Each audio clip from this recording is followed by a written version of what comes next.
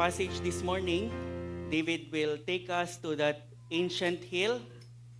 Ang Book of Psalms na sinulat ni David was written about 1,000 years before the cross of Calvary.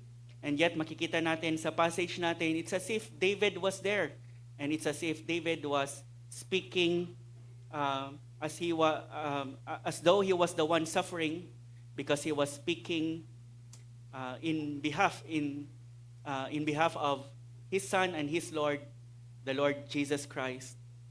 We will be studying Psalm 22 this morning as part of our Summer Psalms series, and I entitle our message this morning, The Psalm of the Cross. The Psalm of the Cross, Psalm chapter 22. Last time, shall we all stand and read Psalm 22 first? I would like to invite everyone to open their Bibles to Psalm 22, and let's read this psalm, this beautiful psalm together. Once again, you just open your Bible in the middle, and probably you will be in the book of Psalms. Psalm chapter 22. To the choir master, according to the Doe of the Dawn, a psalm of David. Verse 1. My God, why have you forsaken me? Why are you so far from saving me? From the words of my groaning. O my God, I cry by day, but you do not answer, and by night, but I find no rest. Yet you are holy, enthroned on the praises of Israel. In you our fathers trusted. They trusted and you delivered them. To you they cried and were rescued. In you they trusted and were not put to shame. But I am a worm and not a man, scorned by mankind and despised by the people. All who see me mock me. They make mouths at me. They wag their heads. He trusts in the Lord. Let him deliver him. Let him rescue him, for he delights in him. Yet you are he who took me from the womb. You made me trust you at my mother's breast. On you was I cast from my birth, and from my mother's womb you have been my God. Be not far from me, for trouble is near, and there is none to help. Many bulls encompass me, strong bulls of Bashan surround me. They open wide their mouths at me, like a ravening and roaring lion. I am poured out like water, and all my bones are out of joint. My heart is like wax, it is melted within my breast. My strength is dried up like a potsherd, and my tongue sticks to my jaws. You lay me in the dust of death. For dogs encompass me, a company of evildoers encircle me. They have pierced my hands and my feet. I can count all my bones. They stare and gloat over me. They divide my garments among them, and for my clothing they cast lots.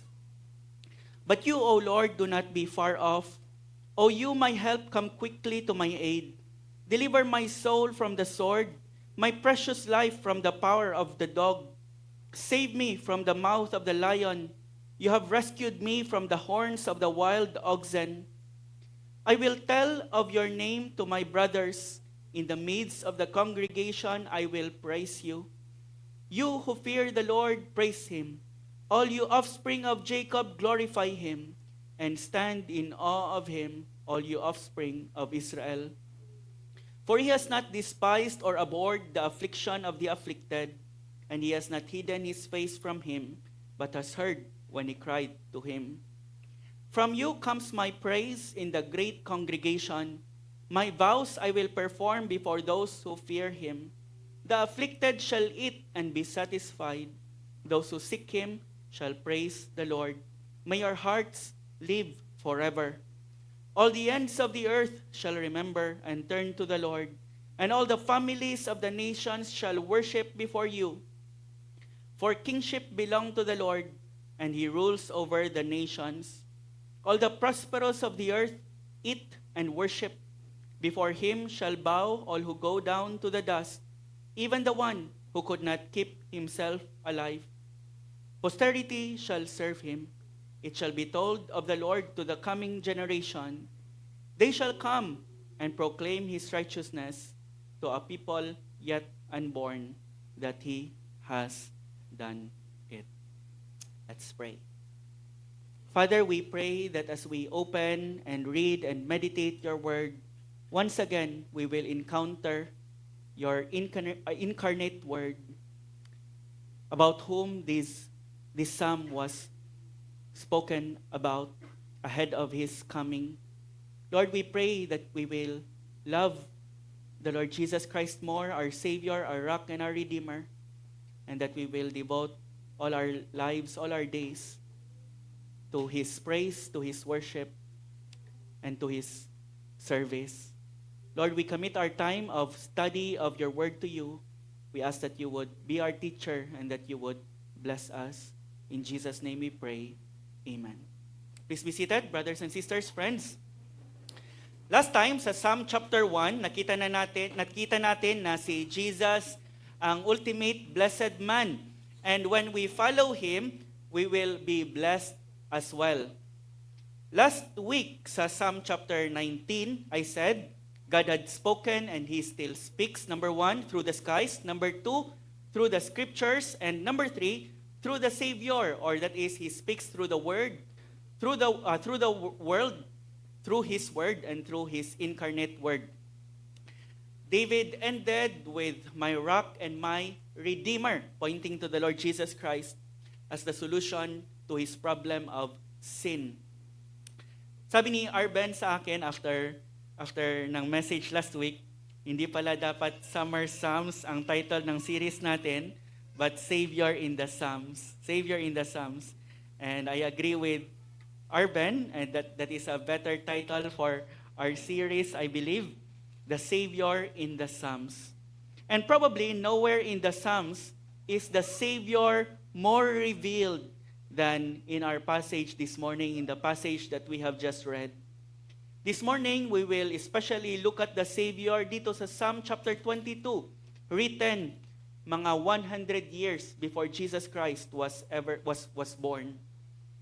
Psalm 22 was written before the crucifixion was invented, and yet, writing 1,000 years before Jesus Christ's crucifixion and before hundreds of years before the crucifixion was invented, David provided to us some details of the crucifixion that Matthew, Mark, Luke, and John have not told us.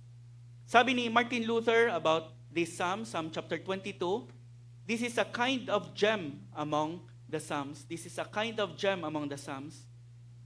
May advice si Charles Spurgeon, si C.H. Spurgeon, the Prince of Preachers, sa atin as we study this Psalm. Sabi niya, we should read this Psalm reverently, putting off our shoes from off our feet, as Moses did at the burning bush.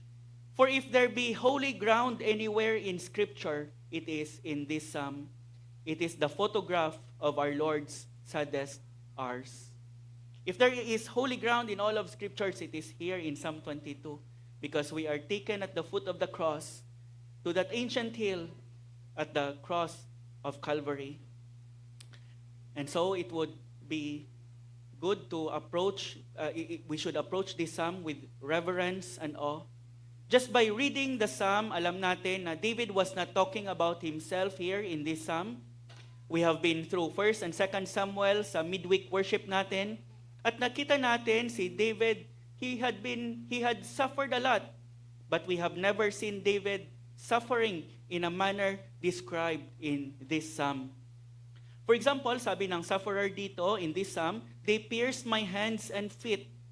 Wala pong any historical record of David suffering to the point that his enemies pierced his hand and feet. In this Psalm, the sufferer was being mocked and his garments divided by casting lots. The imagery does not correspond to any political or military struggles that King David faced during his reign. Alam niyo kung saan ang mga ito nangyari? In the great Son of David during his crucifixion.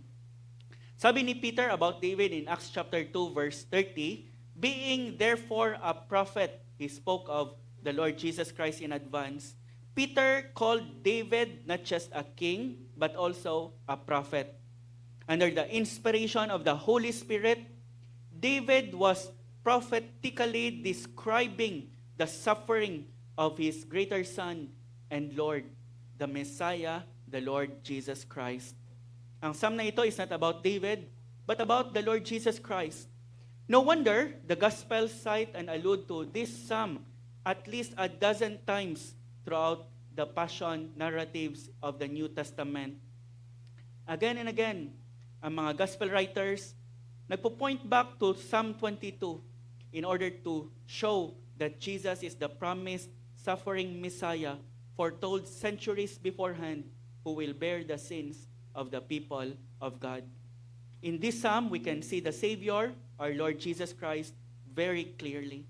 We can see specifically the pain of the Savior, the prayer of the Savior, and the praise of the Savior. Let's look at first the pain of the Savior. The psalm described beforehand, number one, the spiritual pain of Jesus Christ. Secondly, his emotional pain. And thirdly, his physical pain. Let's look at them one by one. Firstly, let's look at his spiritual pain. Sa opening pa lang ng Psalm, makikita na natin ang spiritual agony ng ating Savior. My God, why have you forsaken me? Again, hindi ito si David. Nakita natin sa study natin sa 1 and 2 Samuel that God never forsook David. Kahit na after siya magkasala sa Panginoon, in committing adultery with Bathsheba and in killing her husband Uriah, God disciplined him, but God never abandoned him. This was the very words that the great son of David spoke on the cross. And so, sa verse 1 pa lang, the writer, the psalmist, takes us already to the foot of the cross. Ni-record ni Matthew ang actual words ni Jesus in Matthew 27:46. And about the 9th hour, Jesus cried out with a loud voice, saying, Eli, Eli, lema sabachthani. This is a combination of Aramaic and Hebrew. Hindi kaagad tinranslate ni Matthew ang words ni Jesus, perhaps because hindi niya gusto na malose in translation ang weight, ang emotion na contain in that cry that day. This was the cry that was heard by the multitude that day. And Matthew did not translate it immediately so that we can feel the weight and the emotion as Jesus Christ cried out in his original language of Hebrew. But then Matthew translated the words for us. Sabi niya, verse 46, sabi niya, that is, my God, why have you forsaken me? This is an exact quote of the opening words of our passage. In eternity past, Jesus enjoyed perfect fellowship with the Father. The Father never has left him once. Sabi niya sa John chapter 17, for he, the Father, loved me before the foundation of the world. The Father loved me before the foundation of the world.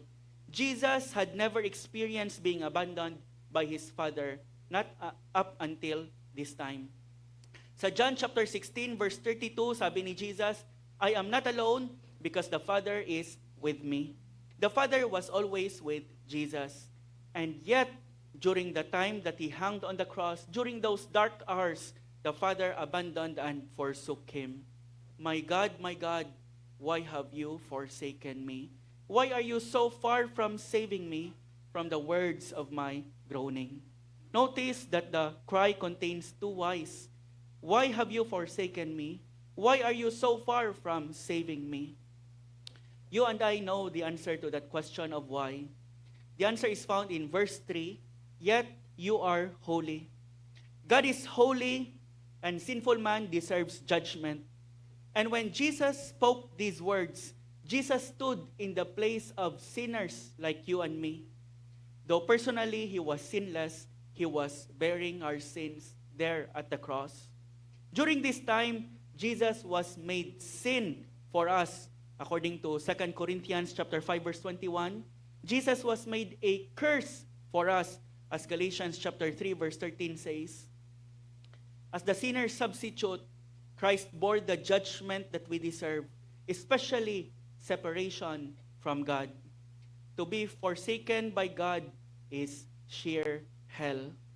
That is not merely an emotional statement, but a theological reality. During this time, Jesus Christ was actually literally bearing our hells. Hell is a place where sinners will be eternally abandoned by God, cast away from His presence. Sabi ni Paul sa 2 Thessalonians chapter 1 verse 9, ang mga nasa hell, nasa impyerno, they will suffer the punishment of eternal destruction, away from the presence of the Lord and from the glory of His might. Away from the presence of the Lord. And this is what Jesus Christ was experiencing.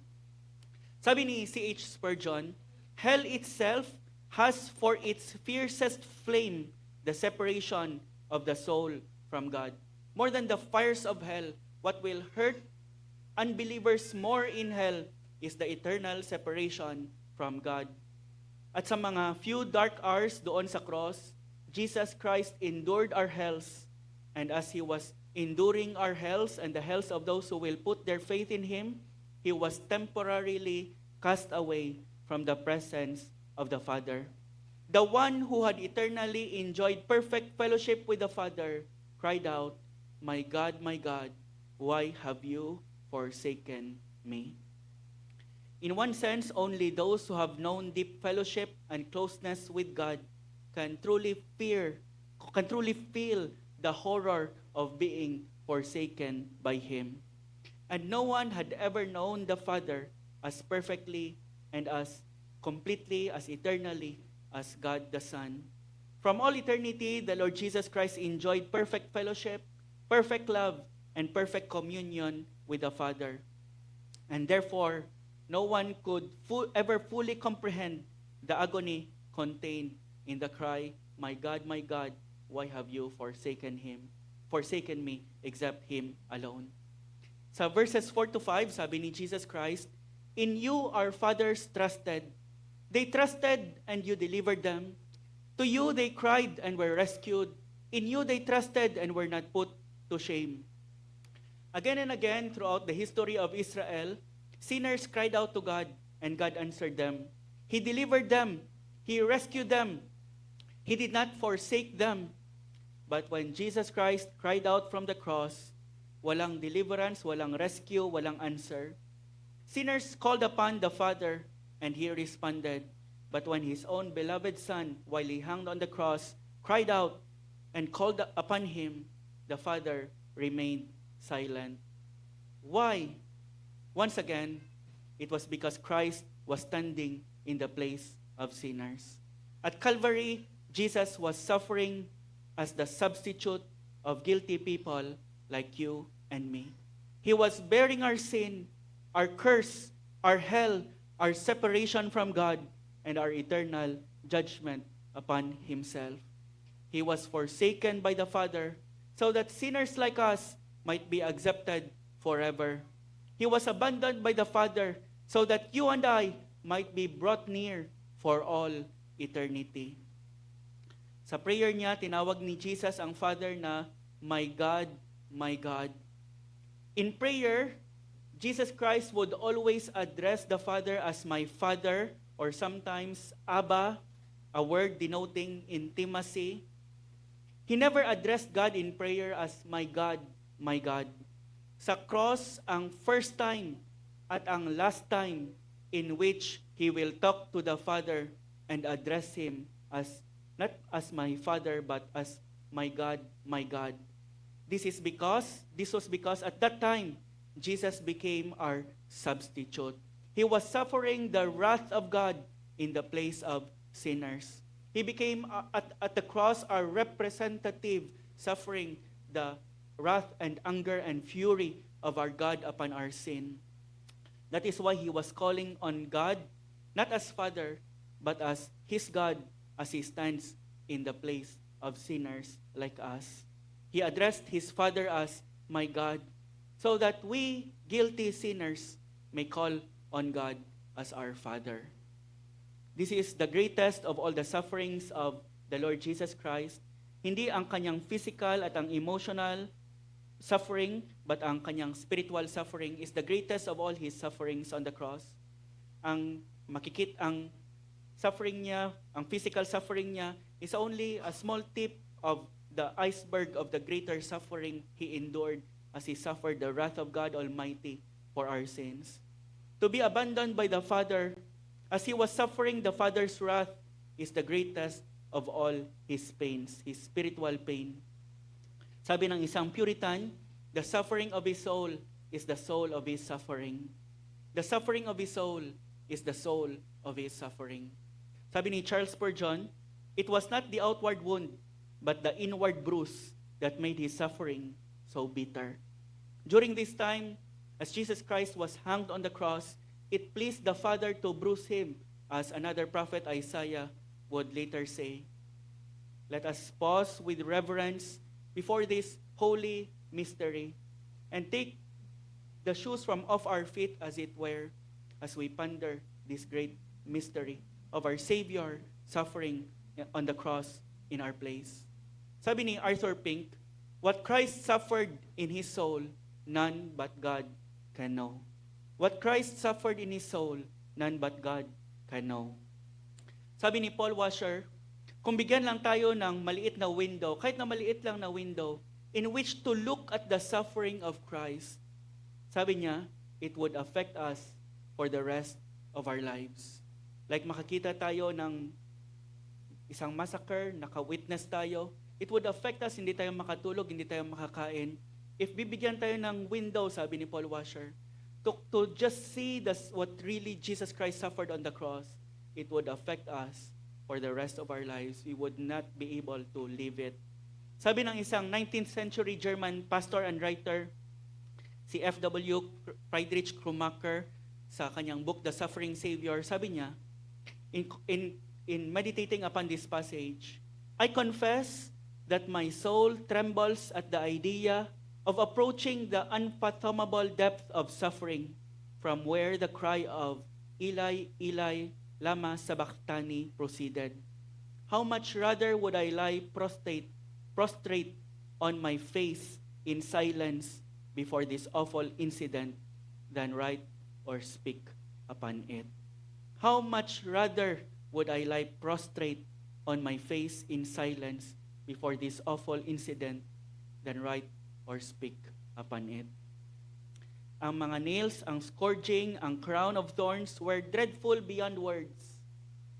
Yet the greatest agony of Christ on Calvary was the suffering of his soul as he bore our sin and endured the infinite wrath and judgment of God because of our sins. Not only his spiritual pain ang makikita natin dito, but we can also see his emotional pain. His emotional pain. Sabi ni his emotional pain. Sabi ni Jesus Christ in Psalm 22 verse 6, sabi ng psalmist, but I am a worm and not a man, scorned by mankind and despised by the people. That is his emotional pain. Ang mga words na ito nagre-reveal ng emotional pain ni Jesus Christ because of the humiliation he subjected himself into. But I am a worm and not a man. Ang mga sports team, kung pipili ng mga animal names, they would usually choose mga strong, feared, mga admired na mga animals. That is why ang mga teams, may mga teams na eagles, bears, wolves, lions, tamaraws, bulls. Wala pa akong nalaman na sa kahit na anong sports na ang tawag nila sa team nila ay worms. Worms or why? Because ang mga worms, they symbolize weakness, lowliness, and contempt. It's something na when you see it, nandidiri ka. Actually, ang word dito na worm is sometimes translated as maggots. Maggots. Yet this language, yung mga uod, pag pinabayaan mong mapanis ang pagkain, I am a worm, I am a maggot and not a man. Yet ito ang language na pinili ni Jesus Christ to describe himself. I am a worm and not a man. Ponder the imagery. I am a maggot and not a man. I am a worm and not a man. And think of the person who was speaking these words. Jesus Christ was treated as a maggot by the creatures he had made. The one whom the angels worship in heaven was treated as insignificant as a worm, as insignificant as a worm. He is the king of heaven, but during his crucifixion, he was treated like a worm, trampled beneath people's feet. Sabi ng writer to the Hebrews, na minention ni Earl kanina, during the suffering of the Lord Jesus Christ on the cross, Jesus was made lower than the angels. But here in this psalm, he was made lower than a human being, lower than any animal in the animal kingdom. He was made as a worm or a maggot. Sabi ni Jesus Christ, he said, all who see me mock me. They make mouths at me. They wag their heads. He trusts in the Lord. Let him deliver him. Let him rescue him, for he delights in him. Ito exactly ang nangyari sa cross. Sabi ni Matthew in Matthew 27 verse 39, and those who passed by derided him, wagging their heads. In Matthew chapter 27 verse 43, the eyewitness at the cross said, he trusts in God. Sabi ni Matthew, ito ang sinasabi ng mga tao, he trusts in God. Let God deliver him now if he desires him. For he said, I am the Son of Man. Ang nangyari sa cross was exactly what Psalm 22 described centuries before it happened. That is why ang Baptist preacher na si Alexander Maclaren, he described Psalm 22 as being like a transcript of the crucifixion. Para daw itong transcript ng crucifixion. Parang script ang Psalm 22 ng drama of the crucifixion that happened on Calvary. Nagawa na ang script sa crucifixion more than 1,000 years earlier. It's almost as if ang mga tao na nandun sa cross, binigyan sila ng script at sinabihan, ito ang mga sasabihin nyo, ito ang part ninyo. And the difference lang is, wala silang hawak na script. They did it of their own accord. They did it voluntarily out of their own wills. And yet, hindi nila alam, they are simply fulfilling the very scripture that God wrote beforehand. If they had only remembered Psalm 22, they would have realized that the one they were mocking was truly the promised Messiah hanging before them. And yet, Jesus Christ accepted the mockery. Jesus accepted the ridicule and scorn. It cost him his emotional pain. Thirdly, makikita natin dito not just his emotional pain, but his physical pain. Nung sinulat ni David ang Psalm 22, hindi pa na-invent ang crucifixion as a mode of execution, as a mode of torturing and killing a person. During David's time, ang common mode of execution na we-witness ni David was stoning. That was the mode of execution that probably David often witnessed. Na-invent ang crucifixion probably by the Medes and Persians around 400 years after David died. And it was perfected later by the Romans during the time of the Lord Jesus Christ. David himself had never probably seen a crucified person. Yet amazingly, beginning with verse 14, David carefully described death by crucifixion. Under the inspiration of the Holy Spirit, David was describing with astonishing precision, with astonishing detail, what the suffering of Christ had been as he hung on the cross, leaving no shadow of doubt that God had planned the crucifixion from the beginning. Let's look at how Psalm 22 described death by crucifixion in describing the physical pain of our Lord and Savior. Sabi sa verse 14, I am poured out like water. This pictures the gradual draining away of the life and strength of the person being crucified. Ang crucifixion, it was designed to produce a slow, agonizing death dahil walang vital organs ang natatamaan. A nail to the heart would finish a person quickly, but nails through the hands, nails through the feet would prolong an agonizing death. Ang mga victims would often suffer for hours and sometimes several days before finally dying through exhaustion, through blood loss, dehydration, shock, and ultimately suffocation. Life would slowly pour out of the crucified person like water. I am poured out like water. Crucifixion was intentionally designed to produce maximum pain over a maximum period of time. And sabi ni David, I am poured out like water. In verse 14, sabi ng writer ng psalmist, all my bones are out of joint. All my bones are out of joint.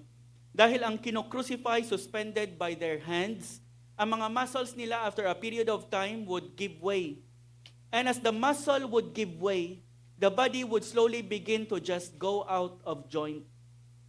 Because ang weight ng body magpupull sa person down, the joints would begin to just snap and the body would go out of joint, producing unbearable and excruciating pain.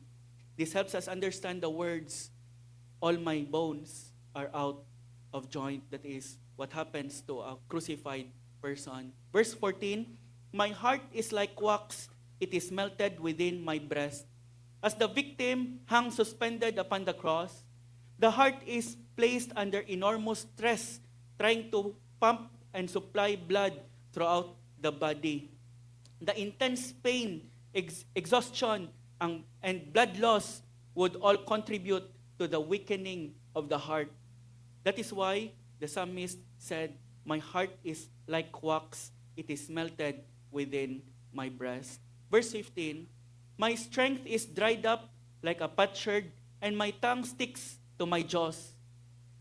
Under the burning heat and extreme blood loss, the body of the crucified would rapidly lose fluids and he would become dehydrated.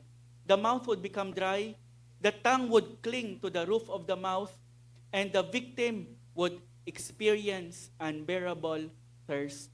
This is why Jesus Christ cried out from the cross, I thirst.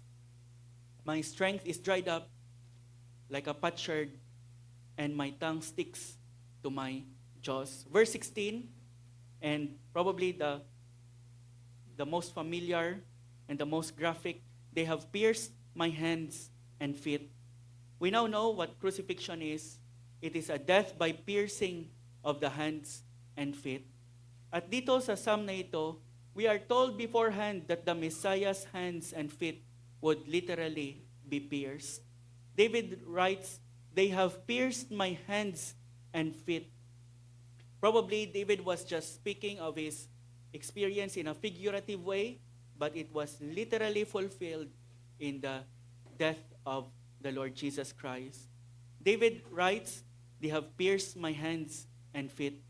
Another prophet, Isaiah, would also later declare, he was pierced for our transgressions. He was crushed for our iniquities. Still later, may isa pang prophet, si Zechariah, he would prophesy, they will look on me on whom they have pierced. They will look on me on whom they have pierced. What remarkable prophecies. Ang mga statements na ito na isulat centuries before crucifixion was invented and became publicly known, and yet they precisely describe the suffering that the Messiah, the Lord Jesus Christ, would endure. God was declaring beforehand the manner in which His Son would suffer and die for you and me. Verse 17, I can count all my bones. From being stretched out naked on the cross, it's as though Jesus can count all his bones. Later, si Zechariah, another prophet, would say, none of his bones will be broken. In second half of verse 17, they stare and gloat over me. Ang crucifixion was designed to be a public spectacle. It was designed to be a public show. na makikita ng karamihan. The Romans often placed crosses alongside roads, public roads, or upon hills para kitang-kita talaga so that many people would see the suffering of the condemned and they would fear, they would tremble in horror and so they would avoid ang mga violations na nag-cause ng crucifixion. Crucifixion was intended not only to punish but also to humiliate and terrorize. And so the crowd stood watching Christ upon the cross. They stare and gloat over the Lord Jesus Christ. The suffering Savior became a public spectacle before the eyes of men. Verse 18, they divide my garments among them, and for my clothing they cast lots. Ang mga kinocrucify ay kinocrucify na naked, adding shame and humiliation sa kanilang suffering. And so, hinuhubaran sila, lahat talaga walang natitirang kahit na isang piece of clothing. And this is exactly what happened to Jesus. Sabi ni John, ang inner garment ni Jesus Christ, dinivide ng mga soldiers into 4 pieces among themselves. Pero si Jesus Christ, he had a beautiful outer coat, probably woven for him by one of the faithful women who followed him. It was special. Wala siyang seam, walang tahi. It was woven in one piece from top to bottom. At nung nakita ito ng mga soldiers, nakita nila kung gaano kaganda ang coat na ito. Sabi ng mga soldiers, wag nating punitin ito, sayang. Instead, let us cast lots for this. And so they parted his inner garments into 4 parts, distributed it among themselves, but for his outer coat, his outer tunic, they cast lots. They gambled for it. Hindi nila alam, they were fulfilling a 1,000-year-old prophecy. For my clothing, they cast lots. Another prophecy of Psalm 22 was fulfilled. They divided my garments among them, and for my clothing, they cast lots. Amazing. Ang sinulat ni David 1,000 years before Christ was fulfilled to the letter at Calvary. Dinescribe sa atin in great detail ang death by crucifixion centuries before it was invented and 1,000 years before it was fulfilled in the Lord Jesus Christ. Amazing. Later, Peter declared in Acts chapter 2 that Jesus was crucified by the hands of lawless men according to the definite plan and foreknowledge of God. Ang crucifixion ni Jesus Christ, it was planned by God, hindi siya afterthought, hindi siya accident, as if ang life ni Jesus Christ, it just gone wrong, he made some enemies, and then hindi na napigilan, it resulted in the crucifixion. No, sabi ng Bible, it was planned by God all along para sa salvation natin. Ang mga nag-crucify kay Jesus, they acted willingly and wickedly, and so they are responsible for their sins. And yet at the very same time, they were carrying out the sovereign plan of God. If the crucifixion was truly God's plan from the very beginning in order to save sinners like you and me, madali lamang para sa Panginoon na i-prove ito. He simply have to write about it in advance. And that is exactly what God did in this psalm. Sinulat niya in advance so that when it happens, walang doubt, no shadow of doubt, it was the Lord who has done it. Sabi ng end ng psalm na ito, they shall come and proclaim His righteousness to the people yet unborn that He has done it. It was He Himself who has done it. It was He Himself who had planned it. Walang doubt sa atin. So that we would believe in the Lord Jesus Christ and find salvation in His name. There is no way that David could just have written these things by himself. God was declaring the suffering of His Son in advance so that when it took place, we would know that it was indeed, as Peter said, part of God's plan. It was according to the definite plan and foreknowledge of God. That's the physical suffering of the Savior, the suffering of a crucified man. The pain of the Savior. Now let's look at, we have seen His spiritual pain, His emotional pain, and His physical pain. Now let's look at the prayer of the Savior. The prayer of the Savior. He said, "But you, O Lord, be not far from me. O you, my help, come quickly to my aid. Deliver my soul from the sword, my precious life from the power of the dog. Save me from the mouth of the lion." And then nag-change ang tense ng verb. If you notice, God really answered him, "You have rescued me from the horns of the wild oxen." You have rescued me, past tense. So first, he was crying out to God for God to save him, but here, the Lord had already rescued him. Apat na hayop ang nabanggit sa psalm na ito, na nakapalibot kay Kristo sa kanyang crucifixion. The first was strong bulls, bulls of Bashan. Verse 12, isang fertile region, what is presently the Golan Heights sa may Jordan. Very fertile na region na ang mga bulls doon are strong. They are mga malalakas, bulls of Bashan. Another animal mentioned was the lion twice, verse 13, verse 21. Another animal mentioned are dogs, verse 16, verse 20.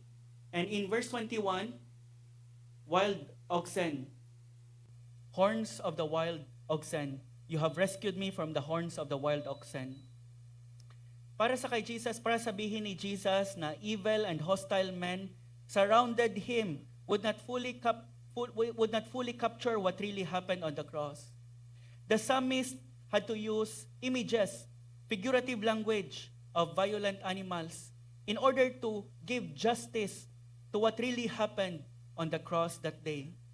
Parang sinabi ni Jesus, mga hayop at hindi mga tao ang umatake at nagmalupit sa akin.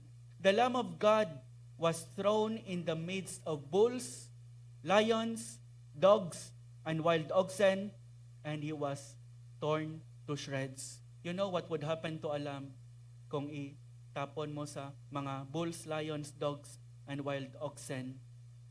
And yet, in the midst of all his suffering, the Savior prayed, "But you, O Lord, do not be far off.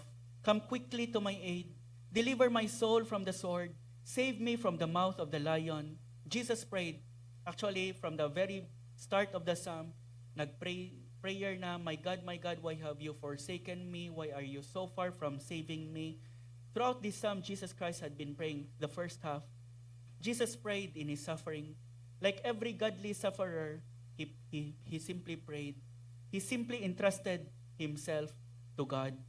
This tells us that even in his darkest suffering, Jesus still trusted the Father. Though he cried, my God, why have you forsaken me?" He still says, "O Lord, O you my help." Even in abandonment, Christ still clung to God in faith. This teaches us where to run in our sufferings. In pain, in suffering, Jesus Christ did not run away from the Father. Instead, he ran to the Father.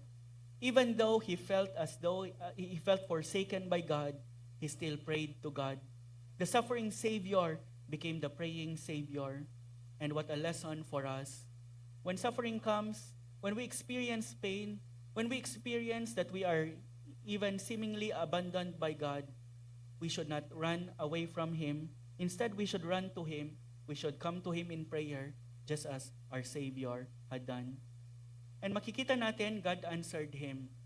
Verse 24, "For he has not despised or abhorred the affliction of the afflicted, and he has not hidden his face from him, but has heard when he cried to him."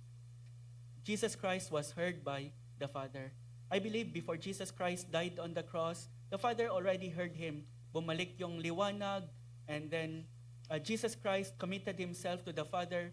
"Father, into your hands I commit my spirit." I believe during that time, everything was restored in the relationship of Jesus Christ and the Father. In fact, ang crucifixion, it would last even for days. Days minsan ang crucifixion.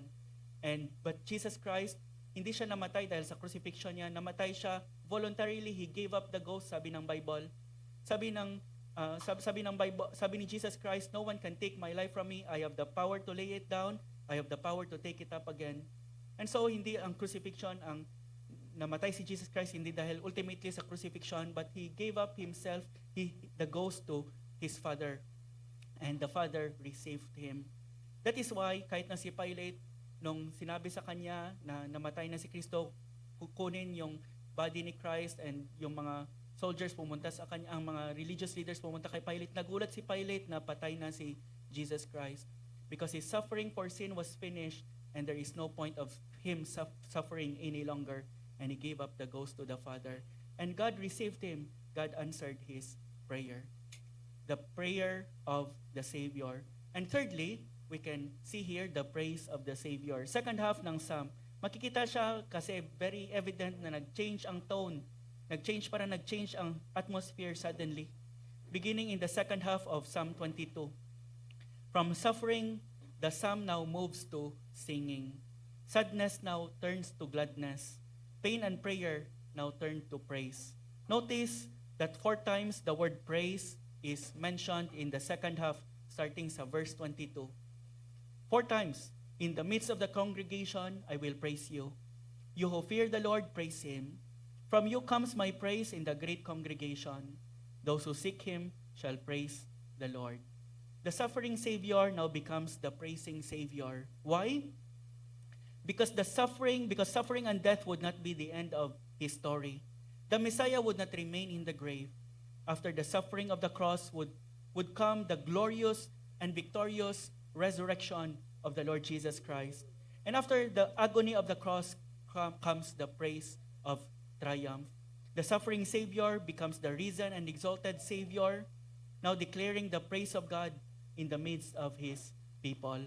Because of His suffering and death, He will rescue, deliver, and save countless of sinners, including you and me who trusted in Him. And for Jesus Christ, that is enough reason to praise the Lord. That is why, in the rest of the psalm, Jesus Christ burst forth in praise. And the praise spreads outward, parang ripple sa pond. It is as if a stone of praise drops into the water and the ripple spreads further and further outward. Makikita natin dito ang ripples of praise.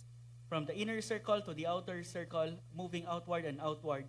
And the first was His brothers, ang first na circle of praise. His brothers, sabi niya, I will tell of your name to my brothers.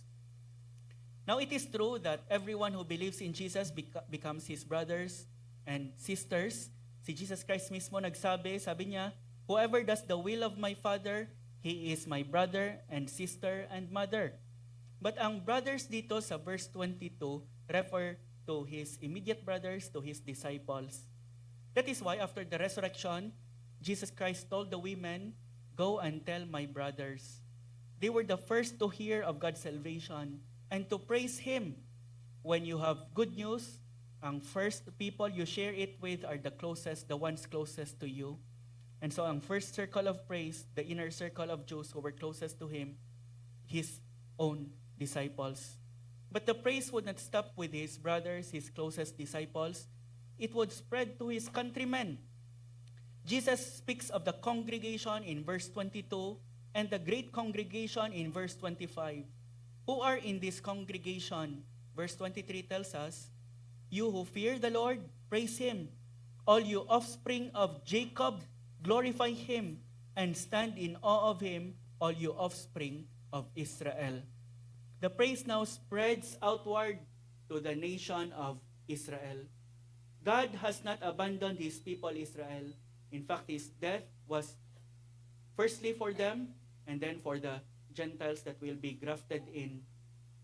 Sabi ni Zechariah, time will come when they will look on Him whom they have pierced, and they will mourn for Him as one mourns for an only son. Darating ang time in which those who crucify Jesus Christ, the Jews, will look to Him and believe in Him. As Paul said in Romans chapter 9 to 11, in the end, they will be saved, and he was referring to the Jews. God has not abandoned these people, Israel. Marami ngayon ang nag-o-oppose sa Israel, and ang anti-Semitism has risen again. But Israel still occupies a unique place in God's redemptive purposes. He will not forsake them, the people that He has betrothed to Himself. He hates divorce, and He will not divorce them. The Great Congregation refers to the three great Jewish pilgrimage feasts, ang Passover, ang Pentecost, at ang Feast of Tabernacles, ang tatlong great congregation na na-mention dito.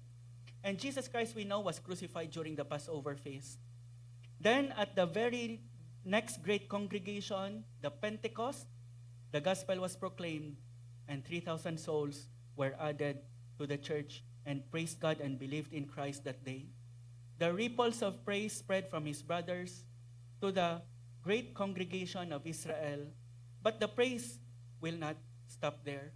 Sabi ng verse 3, it will spread to the nations.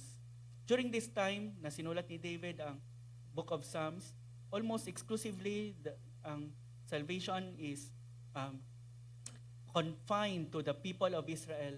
Kung gusto mong ma-save, Gentile ka, you have to become a Jew, a proselyte Jew. But the praise of the Messiah will not be contained in the people, among the people of Israel, but among the nations. All the ends of the earth shall remember and turn to the Lord. And all the families of the nations shall worship before you. That you and I here are worshiping the Messiah this morning is a fulfillment of this psalm. Who would have guessed, who would have known na ang salvation na nangyari para sa mga people of Israel, nangyari doon sa Israel, sa Palestine, would reach us and we would worship the crucified and risen Savior. The ripple spread beyond Israel to the nations of the world. And this truly happened. The book of Acts tells us that the gospel spread from Jerusalem to Judea to Samaria and to the ends of the earth. Right now, Jesus has worshipers not just among the nation of Israel, but among the many nations of the earth. And yet, hindi pa ito na-fulfill fully. But just as the first part was fulfilled, the second part will wholly be fulfilled. In fact, si John in the book of Revelations prophesied, sabi niya, after this I looked, and behold a great multitude that no one could number, from every nation, from all tribes and peoples and languages, standing before the throne and before the Lamb that was thrown to wild animals, is now the object of the praise of the nations, clothed in white robes, with palm branches in their hands, and crying out with a loud voice, salvation belongs to our God who sits on the throne and to the Lamb. Just as the suffering of Christ was fulfilled, the Lamb of God, this prophecy will also be fulfilled. Time will come when a great multitude, which no one can number, will gather and worship this crucified, now risen Lamb, and will worship Him forever and ever. Oh, what a joy to be included in that multitude. But the ripples of praise will spread not only through space, it will also spread through time. Sabi ng Bible, ng Psalm 22, it will spread to the coming generations, the fourth ripple of praise. Posterity shall serve Him. It shall be told of the Lord to the coming generation. They shall come and proclaim His righteousness to whom? To a people yet unborn, that He has done it. Jesus, sa kanyang suffering, was thinking not only of the nations, but also of the generations yet to come. After the first generation of Christians, came many more generations who believed in Jesus and trusted in Him. Hindi lang nag-end ang Christianity sa first generation of believers. It was prophesied that people not yet born would hear of Christ and His righteousness and will praise Him. Nung namatay si Jesus Christ, sino sa atin ang naipanganak na? Wala pa. But, sabi ng Bible, the people yet unborn will hear of Him and His suffering and praise Him. And that includes you and me. Do you realize that you are included in this psalm? A people yet unborn. That is you and me. Long before tayo na ipanganak, God had already declared that the message of Christ would reach us. This means that when Jesus died, He had in view not only His disciples, not only Israel, but even future generations among the nations, people not yet born, including you and me. What amazing love, what a glorious Savior. Sabi ni James Montgomery Boyce, I think it is an absolutely wonderful thought and one that should move us to the most intent devotion to Jesus Christ. You and I were in Jesus' thoughts at the very moment of his death. It was for you and me explicitly and for our salvation from sin that he was dying. We were in the mind of our Savior, people yet unborn. Psalm 22 brings us to the foot of the cross, to that ancient hill. Here we see the pain of the Savior, the prayer of the Savior, and the praise of the Savior. Nakita natin ang kanyang humiliation, ang kanyang agony, ang kanyang rejection, ang kanyang thirst, ang kanyang piercing, ang kanyang mocking, ang kanyang suffering. But we have also seen that none of these things happened by accident. Long before Calvary came, God had already written about it in advance that we might believe. At nakita natin that none of this would be in vain because Jesus Christ, as Isaiah said, will receive the reward of his sufferings. People will hear about him and praise him and find eternal salvation in his name. The cross was the predetermined plan of God for the salvation of sinners. I will just close with few applications before I end our study of Psalm 22. And the first application, these are the applications, and the first application is for us to marvel at Christ's love. Never move casually past the cross. The sufferings of Christ were real. Ang abandonment niya by the Father was real. The wrath of God was real, and he suffered it. He willingly endured it all for sinners. Always say, always plead, take me to that ancient hill. Take me to that ancient tree, to that sacred tree, and stand amazed at the love of Christ. Marvel at Christ's love. Second, mourn over your sin. Mourn over your sin. Your sin is not small. Nakita natin sa Psalm 22. Do you want to know how great your sins and my sins are? The cross shows us how seriously sin truly is. So that when Jesus Christ, the Son of God, bore our sins, walang may winidhold ang Father.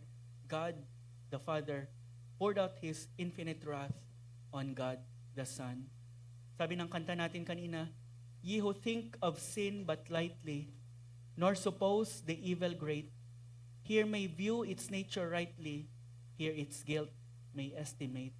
We can estimate how serious, how dreadful, how sinful sin is by looking at the cross. When our sins was borne by His Son, the Father poured out all His wrath for our sins that was supposed to be ours on His Son, the Lord Jesus Christ. If our salvation required the suffering and death of the Son of God, then sin must be exceedingly sinful. And so, we should mourn over our sin. We should not play with the very sins that nailed Christ to the cross. Thirdly, trust in Christ alone. Trust in Christ alone. Psalm 22 nagpapakita sa atin that Jesus Christ is the promised Messiah and Savior of the world. No one else fulfilled these prophecies like Him. Run to Christ, run to Him alone for your salvation. Kung pwede ka palang masave ng good works mo, kung pwede ka palang masave ng religion mo, Psalm 22 would not have been in the Bible. The cross of Christ would not have been necessary. Only the crucified and risen Christ can save you. That is why the Bible talks about it again and again and even prophesied about it long before it happened. And fourthly, just as where the psalm ended, live a life of praise. Live for the praise of Christ. Live for the praise of the one who died for you. The psalm ended in praise, teaching us that the proper response to the suffering and death of Christ is our praise to Him. The Savior who suffered is worthy of all your praise. Therefore, live praising Him, live worshiping Him, live serving Him, and live proclaiming Him to others. Our hearts should well up in thanksgiving and praise to the unspeakable suffering that Jesus Christ endured for us, so that we will invite others to praise Him with us. Live a life of praise. Just like what our song a while ago said, O Lord, my rock and my redeemer, may all my days bring honor and glory and praise to your name. Let's pray. Father, we thank you for what you have done for us, and you have told us about it in advance so that there would be no doubt that you had planned our salvation all along. Hindi po kami afterthought, and ang salvation namin afterthought para sa iyo. You have planned it carefully all along. And we thank you for the Lord Jesus Christ, for your Son, whom you have given to bear your infinite wrath, to bear your abandonment, to bear being forsaken by you, so that we might be forever accepted, we might be forever welcomed and receive into your presence, into your family, not as servants or slaves, but as your beloved sons and daughters. Thank you that because of Christ, we are forever accepted in the beloved. Lord, help us. Take us always to this ancient tree. Take us always, Lord, to that splintered wood. Take us always to that sacred tree where our salvation was bought. And help us, Lord, na ang result would be a life of praise, a life that honors you, and gladly ascribe to you all the honor and glory that you deserve. In your name, Lord Jesus, we pray. Amen.